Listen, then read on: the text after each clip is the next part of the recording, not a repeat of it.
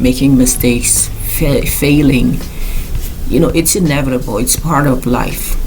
But you have to learn from them. If you fail and you then repeat the same thing all the time, you're not growing. You're not going anywhere. And so take those failures and learn from them, and don't repeat the same mistakes. So otherwise, why would be the point of doing this? So make sure that you don't repeat the same error many times, not even twice, if possible. We often hear that you can fail or you can learn. And so when you have a bad experience, something that didn't go the way you hoped you would be, you can use that opportunity. You can use it as an opportunity to learn through your mistakes. And therefore, you know that in the future, you're not going to make them again, at least not the same one, the same exact one. I want to share with you what I believe the process of learning through your failure can look like. Hi, my name is Amina. I'm a life coach, and I'm here to give you some tips, offer you my perspective, and answer some questions you might have. So if you have questions or video suggestions, please leave them in the comment section below, and I will get back to you as soon as possible. If you like what I do here, please subscribe, like, and share, and help me spread the word and grow this channel. So today I want to talk about how to learn through your mistakes when you can't afford to fail. That can be very difficult, given that you need to do something and at the same time you can't do that thing. So yeah, you need to learn through your failures, which we call experience. But the problem is, when you can't fail, how do you do that? I have my 5 points. Number one will be, even if you can't afford to fail, you should always have a second chance. And so what I mean is you shouldn't be able to make a mistake that is so bad that there is no chance to recover. And so you have to make sure you take calculated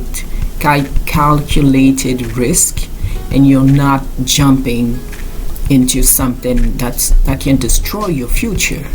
And so always make sure you have a second chance. And if you work for somebody that cannot give you a second chance for something like that, it's time to look for another place to work, or to do something, to work on a project or whatever you're doing. Because we should always be able to have a second chance. And I remember I had a situation where I thought I failed at something, but then I talked to my boss, and my boss told me, you know what? Yes, this is not good, but don't worry too much about that. And so it warmed my heart, because I knew that, even if I don't succeed here, my boss is backing. My boss has my back, and that's very important to feel safe in an environment. So if you work or you're part of an environment where you don't feel safe, this is not good for you. So you have to work on finding another arrangement. If you stay over there and you can't fail, it can be stressful for you and keep you awake at night. You have to change that. Look for something better where you can actually have a second chance if you fail, and if what you did is not too bad and you didn't do that on purpose, because that's important too. So my second point, and I already touched on that on the first point, is take calculated risks. Don't burn the bridge. So some people, they hear about an idea and they just want to jump on it. For example, somebody is gonna tell you, I'm gonna give another example. So I was watching some YouTube videos, and I saw something with Elon Musk and Tucker Carlson, an ad that was saying, oh, my 2023 year was very good, and so I can make you rich very quick, or something like that. And so if you jump on that and you don't take you don't step back to analyze the situation, you can go and be scammed like so seriously. For some people, they can hear about a business opportunity and somebody tells them, okay, give me $20,000, and that's the only $20,000 you have, and so you give that money to the person hoping that they're gonna help you get rich quick, and then all your money is gone. Of course, you can still get back up, but the thing is, $20,000 is gone. So be careful with that.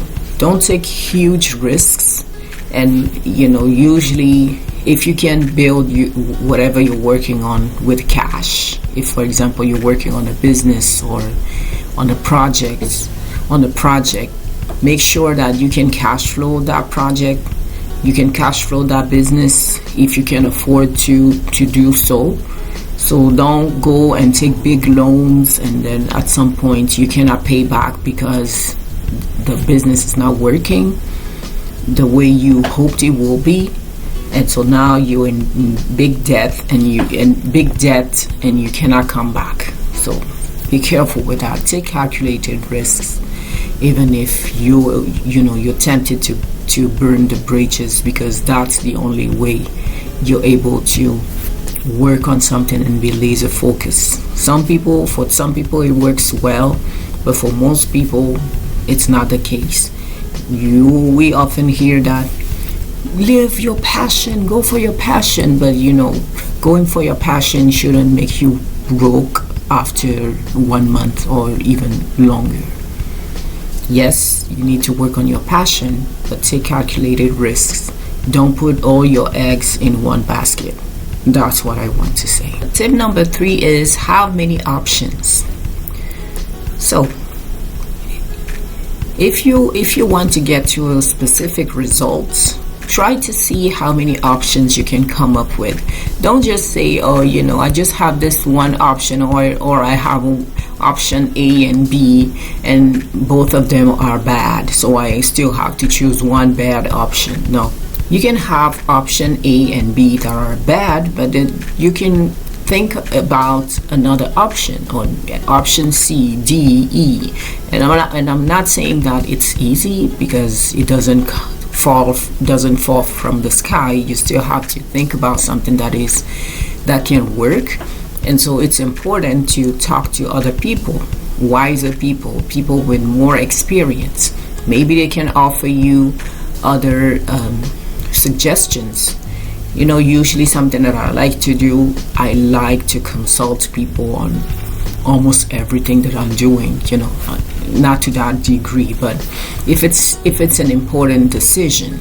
For example, if I want to buy a house, I'm going to talk to many people who have bought a house before me, and I know that amongst those people, a few of them would have made bad decisions. So they're going to tell me, you know what, when I bought my house the first time, I did this and it wasn't good for me, so don't do that.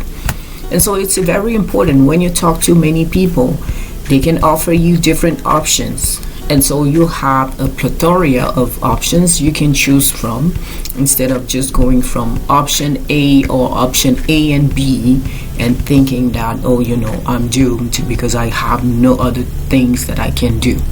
So yes, you need to be able to fail. So take calculated risks, but another way to increase your chances of, if you can afford to fail, learn through your experience, but it not being fatal for you, is to have many options.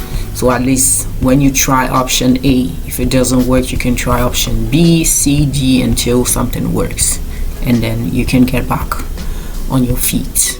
Before we get to the next point, just wanted to remind you that I have a website where you can find everything that I'm doing, whether it's my one-on-one coaching service or my blog or other things. So you're gonna find the link in the description box. So number 4 is analyze the process. So when you analyze the when you analyze the process, it helps you to see if something feels right or not. So I'm about to buy a house. I'm going to take that example again. So I want to buy a house. I've talked to many people and they have given me some suggestions and things like that. And so now I can review the whole process. So from step 1 to step 10 or whatever, I can see, okay, where can I stumble into something that can create some problems. And you can see, okay, from option, I think when you have a plan that can take you from step 1 to 10 or step X, you can see all along if something can be difficult for you or if you're not ready for one of the steps. So when you have a plan, it helps you.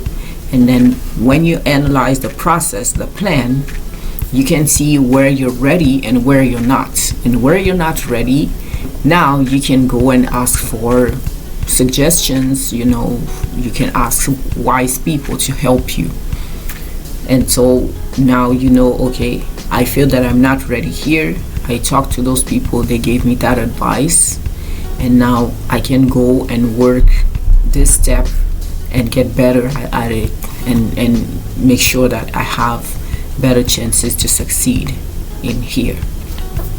So have a plan, analyze the plan, and make sure that you're good with all the steps. If you can have another plan or many plans, it will be better. But at least you're observing in advance. You're checking in advance, what would I need to do and what can I do if that doesn't work. Point number 5 is don't repeat the same error. Yes, you can have a second chance. Yes, you take calculated risks. Yes, you have people that can help you with coming up with many options. Yes, you have a plan and you have analyzed the plan to make sure that you're good for everything. But now, if you want to make sure that you improve in your life and things get better, you have to remember the times you made the mistakes, and you have to remember, oh, this is why I made that mistake, so I shouldn't do this ever again. And for me, making mistakes, failing, it's inevitable. It's part of life, but you have to learn from them. If you fail and you then repeat the same thing all the time, you're not growing. You're not going anywhere. And so take those failures and learn from them, and don't repeat the same mistakes. So otherwise, why would be the point of doing this? So make sure that you don't repeat the same error many times, not even twice if possible. So as a recap, number 1 is you should always have a second chance, which means you should never be at a point where you cannot fix what you just busted.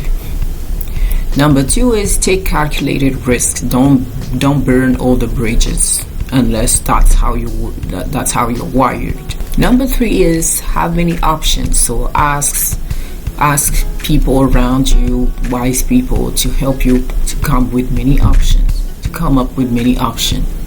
Number 5, have a plan, analyze the process. And number 4, have a plan and analyze the process. And number 5, don't repeat the same error all the time. So my challenge for you today is remember a big failure. What did it teach you? Like I was saying, we learn through our failures. So if we do a good job, you shouldn't be able to repeat the same error, and we should be able to learn valuable lessons. And so what could be a lesson coming from that big failure you got? So please don't forget to subscribe, like, and share if you like what I do here. And if you have questions or video suggestions, please leave them in the comment section below. So my question for you today is, are you willing to take risks? And if that's not the case, why? So that's it for today. I hope this video was helpful. Until next time, I wish you a good week and I will see you later. Thanks for watching. Bye.